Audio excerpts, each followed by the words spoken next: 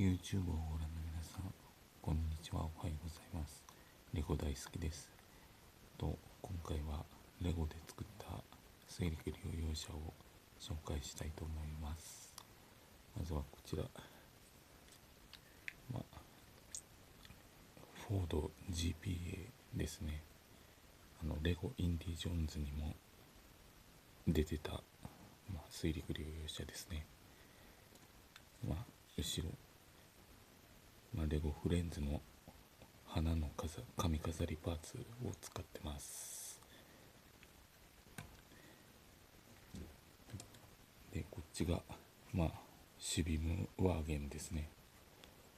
で、これはスクリューが上げ下げできて、で、こっちの前のこれも上げ下げできます。